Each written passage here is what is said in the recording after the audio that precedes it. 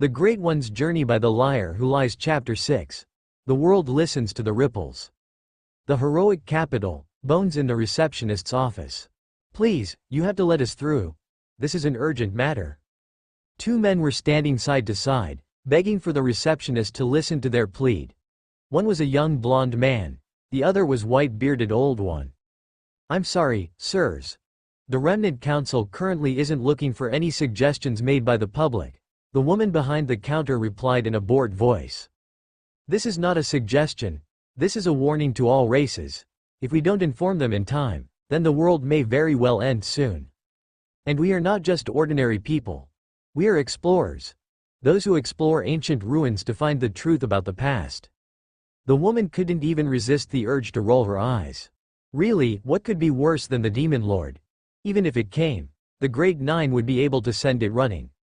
The people in front of her were nothing more than country bumpkins who were skeptical of the might of the heroes. She heard the buzz declaring the end of her shift.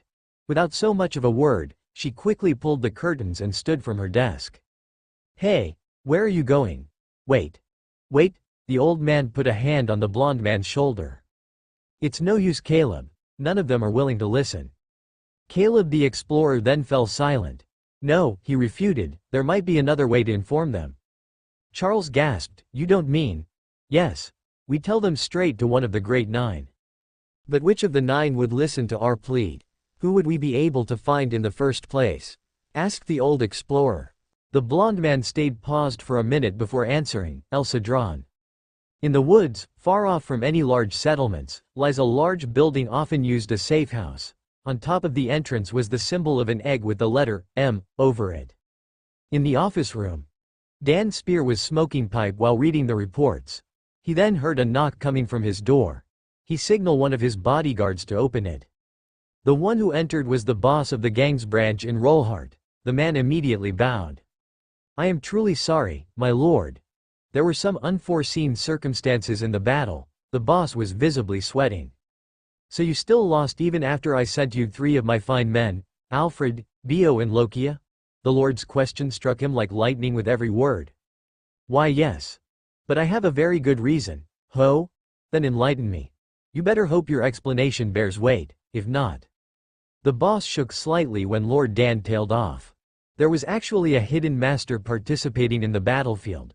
You can ask any of the surviving men. Most will agree with my claim. His claim was quickly proven true when the Lord called over a few of them. All right. You make a sound argument, the Lord said. Thank you for understanding, my lord, he replied as he bowed deeply. You may go, he shooed the boss away, as you command. After the man left, Dan called over one of his information gatherers. I want you to write down anything you find about this hidden master in the port's assault. Yes, sir. I'll go right away, a man who was covered in black from his boots until his lower mask received his order. Oh, and Volgoa, make sure you also find out who they're in contact with, Dan added. Of course, sir. I will take my leave now. Dan nodded and focused back on his papers. You all did great, men. The town is saved thanks to all of you. The guards of Rollhart cheered loudly. Monty the town mayor returned to his manor after congratulating and rewarding all his men. He wanted to reward the woman who single-handedly took out more than a fourth of the enemies, but when he asked for where she was, they said she already left for the road. There was nothing he can do. Speaking of the heroine, he was reminded of the conversation he had earlier with one of the vice-captains of the garrison. It was with a man named Johnson. At first, many people claimed he was the one who defeated the pirate captain, but when the mayor went to congratulate and reward him, he denounced the claims, with himself claiming it was one of the children of the orphanage who did it. Sensing his disbelief, the man explained that the child had actually hidden the fact he had a skill and was only able to fully manifest it in the midst of battle. When he also went to congratulate the boy and possibly also pull him to his side, he found out that the same heroine from before had taken him as a disciple. Monty shook his head. The day just kept getting more and more bizarre. If it wasn't for the people telling him in unison, he would have never believed them. Monty soon snapped out of his daydreaming and focused on writing a letter to the lord of the territory, to report about the port's condition and to tell him about a few key figures. He wrote just what he thought about. The port, while burned, was able to be rebuilt rather quickly, While for the story of the heroes of the incident, the blue-haired woman and the black-haired 11-year-old skill user quickly left the scene.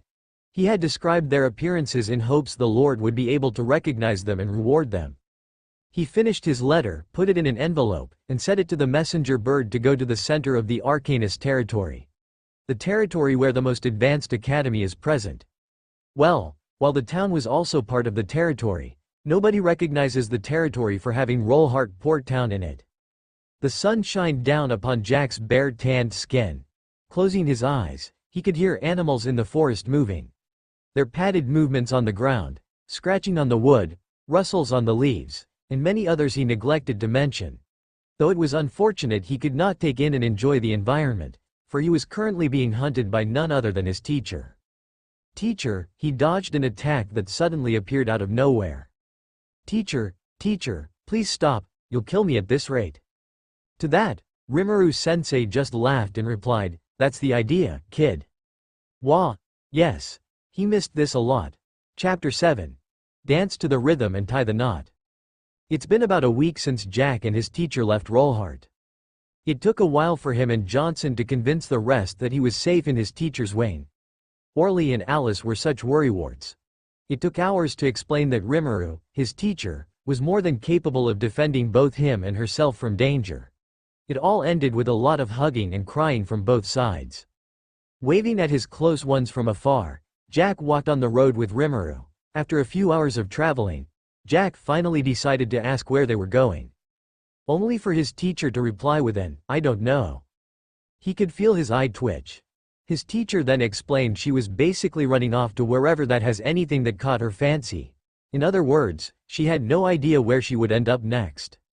He could almost hear his own vein pop at how ridiculous her explanation was. They had settled in the forest near the road on his first night outside of the town, ever. They then had breakfast in the morning. He still didn't know how his teacher kept finding animals to hunt. After breakfast, his teacher suddenly struck a younger tree, which fell immediately after only one attack. He had cold sweats on his back when the tree fell near him. His teacher then threw him some tools out of nowhere. Seriously, where did she keep them?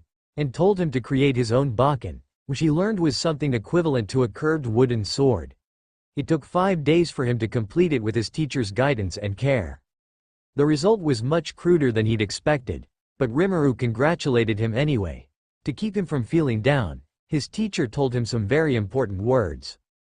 Jack, it is not an excellent tool that makes someone a master. Instead, a master is someone who can use any tool to achieve excellent results. He took those words to heart. Right after that, they began his first sword training. His cloaked teacher told him to attack her with all he's got, to which he responded the same way he did with the pirate captain. Needless to say, he was seen through right away. Just as he got out of the shadows, he was jabbed by Rimuru's bakken on his flank. You have a good aim with the sword, but you are too predictable and you lose sight of your surroundings when you attack, the blue-haired woman critiqued. She then said that she had a solution for that. By simulating him being hunted. She was the hunter, of course. He saw his teacher disappear into thin air. He wasn't ready for the onslaught that came next. He tried to hide in the shadows, but amazingly he was still hidden there. He decided that he'd have a better chance above, because he didn't really know where his body went while inside. After getting hit, stabbed, and pummeled many times, he began to see a pattern in the attacks. Slowly but surely, he was able to dodge them one by one. When he was finally able to dodge the full pattern, it changed entirely. He tried to reread them, but they were just too chaotic. After more hours of suffering, he began to catch on to the rhythm of the attacks. He focused on the sound each attack made.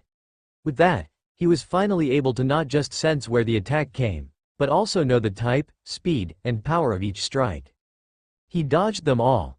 Not long after, he was able to hear the attacks becoming faster, up to the point where he was no longer able to dodge.